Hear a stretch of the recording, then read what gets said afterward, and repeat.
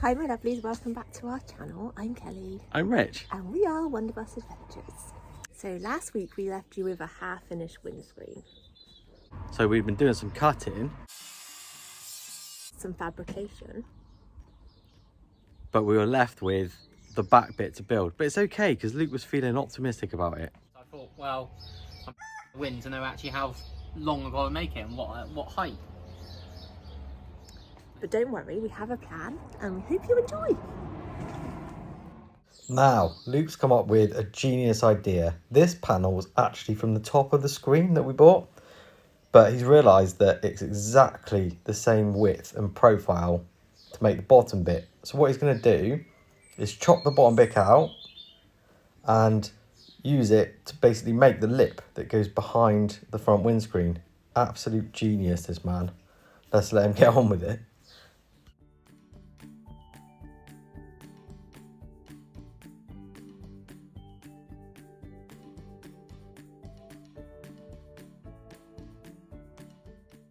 Luke spent the day fitting up the new frame and fixing that back piece that he'd made, along with loads of little fillet strips and bits that he's fabricated to make up the new frame. Okay, so the holes, we've had this offered up to the van for a couple of days. The holes that I cleaned back ready for welding gone rusty, so what I'm going to do, and this is mad because we've had glorious sunshine really, I'm going to clean these back again. And then I'm going to prime these now with a weld through primer, so we know that it won't be rusty before we put it on, which obviously would defeat the whole object. There's had 3 coats of this. If you imagine all of this inner edge is going to be sandwiched up against the vehicle, so I wanted to be sure that it was well protected. This bit all underneath the lip will be encased, so the screen's going to come over and be welded to this front part here. So I wanted to put a good couple of coats over that copper weld through primer. This will be well protected in here. Then once the skin is on, we'll prime that, but just for the time being, this rust encapsulator stuff will make sure that we don't get any trouble in the boxed in area. One other thing we are going to do once it's back on, to just fill the whole void with cavity wax. We'll show you that once it's all welded up, how to apply that stuff. I'm back to work today, but you can see that this is all dried now. I've just unfurled it. Luke's coming today. I'm going to crack on with the welding. So at this stage we've got the outer pillars off. The bottom area is almost fully constructed. We have a lip now all the way along here. That corner still needs to be built, and along the top needs to be repaired still. But overall, we've got some good metal in there now. So it's me on top of the world's sketchiest scaffolding that's literally held up with 2 screwdrivers, just so. So the bottom of the windscreen frame is now done, and the inner dash part that we can see. What was a bit of a mission in itself. The biggest issue now is I pulled the top off, and all the panel sort of behind it in some areas is either gone or completely rotten. So what I've decided to do is, rather than trying to cut sections out of the roof and weld bits in and risk distorting the whole lot, I've cut 2 slots in it, and I've now prized it back. What looks a bit brutal, but it'll be fine once it's all hammer and dollied and back down again and re-welded. At least then I've only got to weld up 2 seams rather than having to put a whole patch in that could just do a lot more distortion.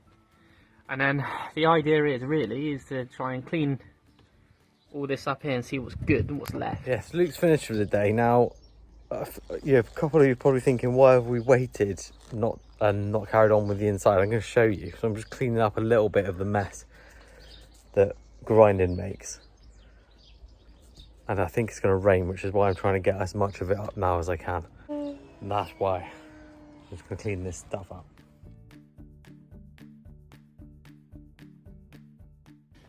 So just another little small update on progress. So It's another very warm day here. It's the next day. So all the inner repairs of the windscreen frame is now done.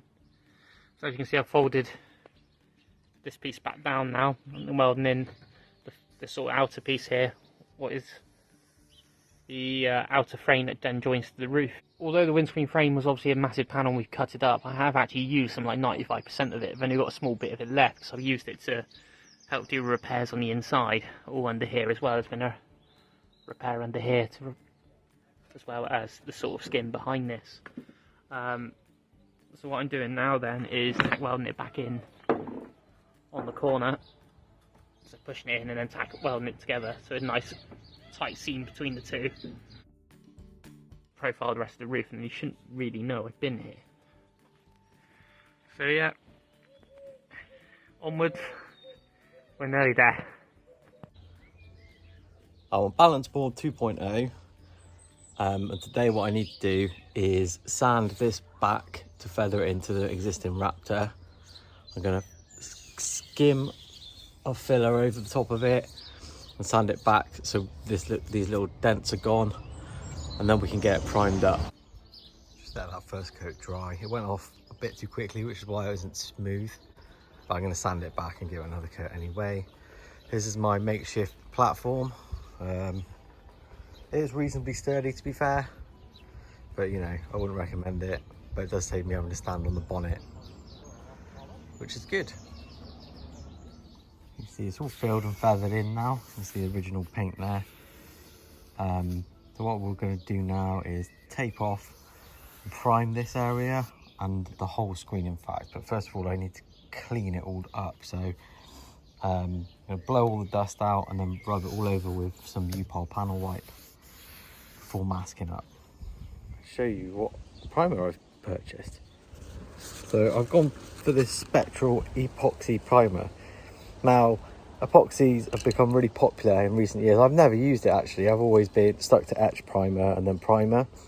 This is a self-etching primer, but unlike etch, when you use it, it's non-porous, and it's harder as well. It dries harder than etch, so it won't absorb water. You could spray this on, leave it out, and it won't rust basically. And stone chips and things like that, it's just much more hard wearing as an undercoat. So, and it dries a lot quicker, so you can coat it over within 5 to 10 minutes, it says here. It has a curing time of 10 to 15 minutes at 20 degrees Celsius, which is just amazing. So you can overcoat it much quicker than a normal primer. So that's what I'm going to put on now, just to show you a quick before.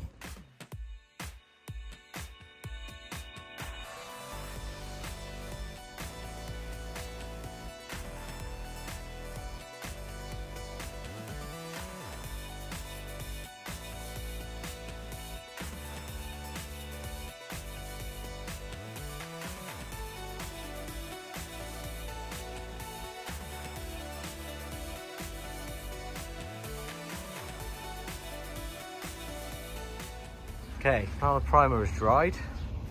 Very hot today. I'm going to apply this FX liner. Now this is a 2K product, so you've got a separate activator in here. 2K product, which means it's harder, more durable. This FX liner stuff, it's a bit like U-Pol Raptor, but it's smooth. It gives like a even textured finish that's very similar to the bed liner that I used before, but this stuff's harder. So I'm going to use this, and it is the same colour as the van. It's not the end of the world, because by the time the seal is on and all of the scuttle's on, you won't see hardly any of this stuff anyway, but I wanted it to be well protected. So that's the next step, is applying this. Remember this crusty arch? That's all now painted up as well. Oh wait, I've got paint on that cable, never mind. The tiny one. Nice and strong, so it's got seam sealer on it, so it looks fairly factory, but not factory, if you see what I mean. Other things are cleaning here, so I'm going to clean the engine bay really well and proper once the screen's back in. But we've repaired that rust there obviously, and I've painted that today. Same the other side, same here. This lip here, it's got a little bit of a mottle in it, but that was all cleaned right back. no more rust in this scuttle. So really pleased with that. Before I put the scuttle panel back on tomorrow, so after the wiper motor and everything's gone on, I'm going to wax this.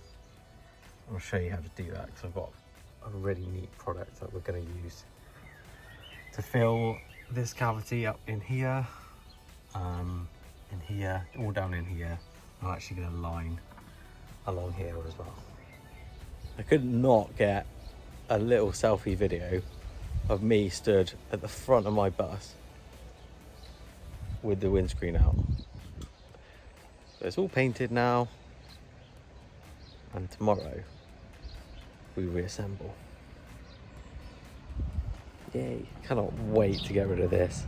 It's like the smallest thing in the world, but it's such a chore having to put it back over it every night and then take it back down, and it's a right pain in the bum. Also, it's filthy and can't wait to see it go, so let's do this.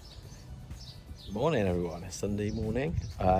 Today I'm going to crack on with getting the bits and bobs put back on in here. So the wiper motor, wiper mechanisms,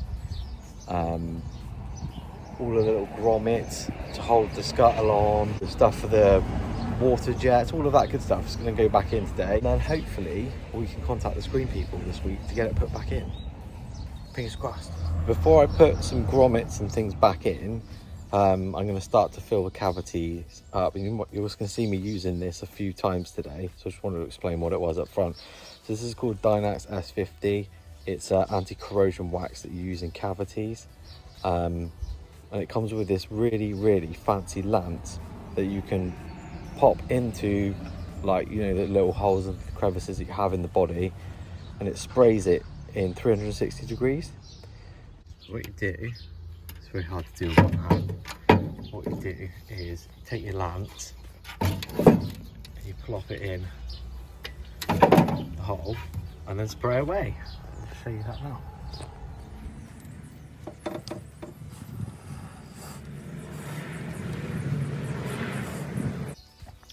What I will say is don't use this in places where you can see it. They do a product called UB, which is clear, but here I don't care because you're not going to see this. I've just filled those two box ends up with that wax now. When I say fill it up, but obviously not to the brim, but the lance sprays it 360 degrees, so it would have coated in there now. I'm going to do the same in the other holes that I can access, just to add an extra layer of corrosion protection.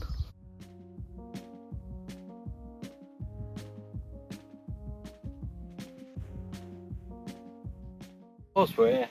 Remember those holes we drilled a couple of weeks ago for the new wheel arch thingy? I'm going to shove the lance in there and fill that cavity up with wax too.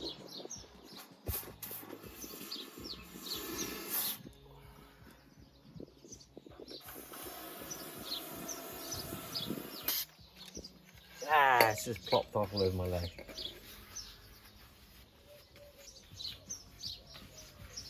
A bit of free fake tan, I guess.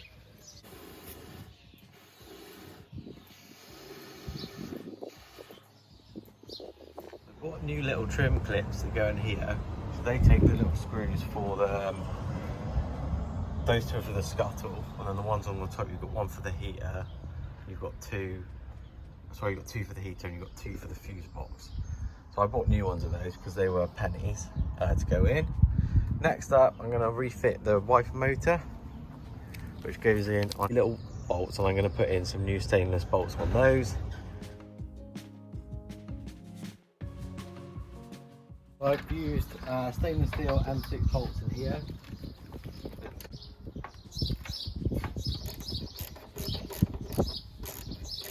Go back on here, you need this little rubber grommet, and you need this little collar that goes on over the top. This is pretty dirty, so I'm gonna and it needs to be a bit more supple before I shove it back in there. So actually, I'm gonna go have a cup of coffee and shove this in a cup of water, warm water, to just A, clean it up, and B, make it more supple before we push it back in. try not to get these two mixed up. Just seems silly to fit it all rusty. This is why everything takes me so long.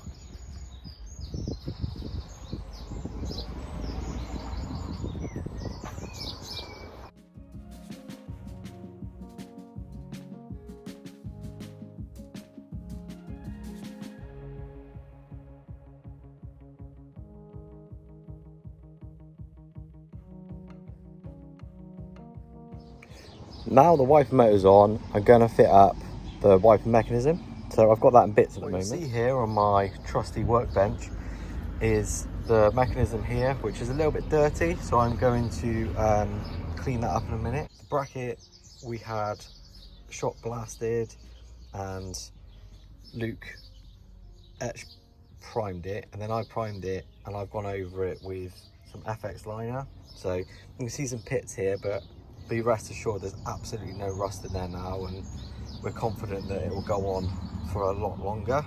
This thing is really thick, so you don't need to buy another one of those really, if yours turns out like ours.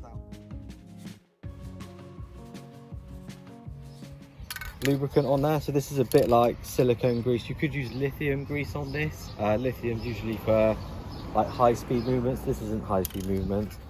The reason why this is good, just so this is recommended for gear mechanisms, chains, hinges, stuff like that, because when you spray it on it's wet, but then it dries like powder, and it doesn't affect any of these rubbers that are on here either.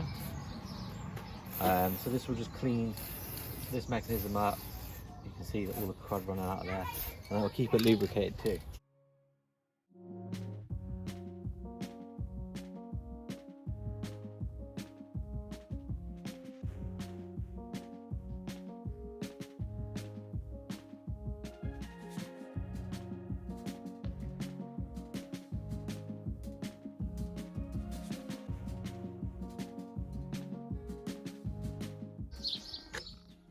Yay!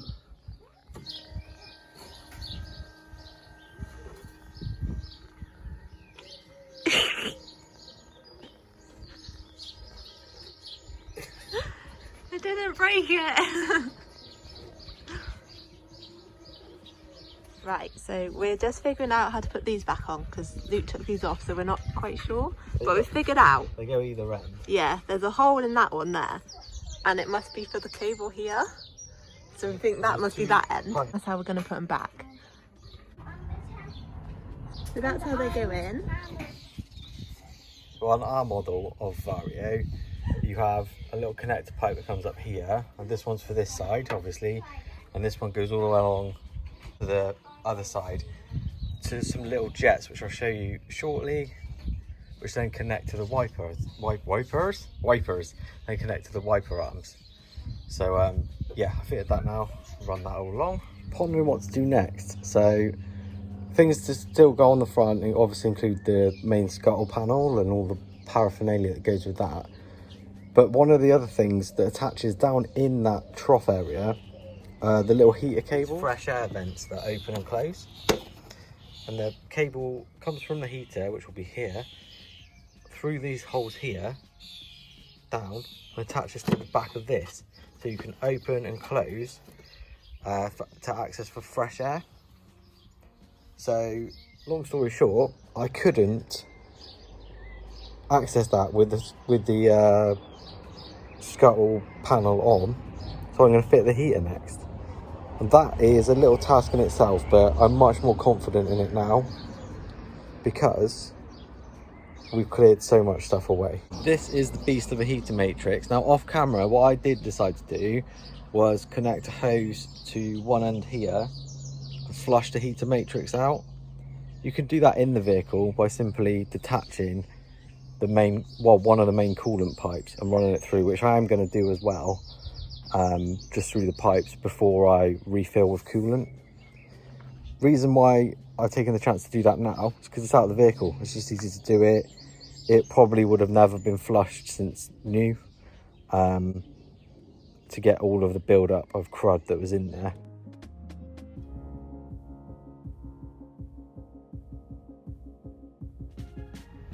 I wouldn't go in there, pal. It'll be your last journey. Should we put you out on the lawn?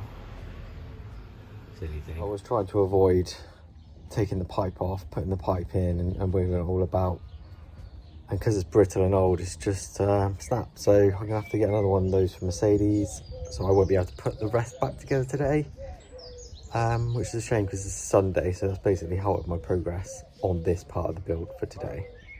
But we will prevail. I'll just have to do it in the week at some point. Right, every cloud and all that. Let me show you how a heater valve works in the Mercedes Vario. Similar to most cars really. You see here, this is where the cable would connect to the thing on your heater. So that's it closed, so it'll stop water, hot water circulating in your heater matrix. When you open it, opens this little valve inside and allows the water to flow through it. So it's that simple really. That's how it keeps the coolant from your engine coming into the heater matrix. So it's quite important, and important that you don't snap it as well. So yeah, never mind. So the pipes arrived actually on the Tuesday. I fitted them up in the evening. I didn't film it because I was just trying to do it all in a bit of a rush, and but it is in. Basically you put the pipes in first is the trick. Use that PTFT lubricant to make sure they pass through the grommets easily, so you know you're not manipulating too much, and then just bolt it up in sequence, starting with the cables on the back, then the side pieces, heater, and then the bits that go on the top, and then it's all now back in. Right, it's the evening now. I think the weather's going to turn. We're hoping to get the people to come and put the windscreen in tomorrow. So I'm just out here refitting the scuttle. So in our last video showed that we've repainted this using FX liner.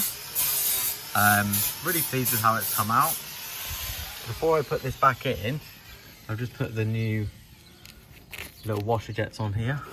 And just put these in all under here. And I've tightened them on with some of those hose clips that I use for my diesel heater.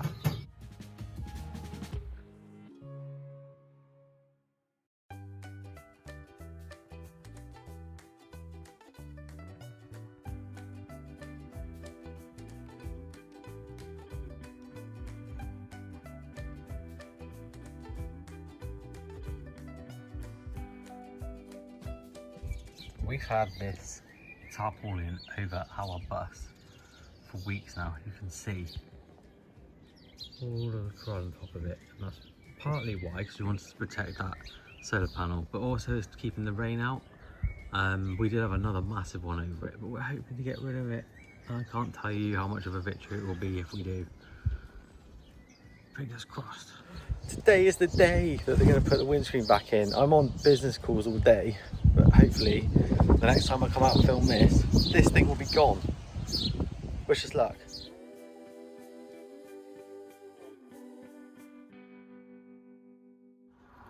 Of course, with us, there was a small problem. When I say small, the windscreen wouldn't fit back in. So we rang Luke, and luckily he was here within 20 minutes because he's just an absolute legend, and he ground out the bit that was too high, and then we managed to fit the window in.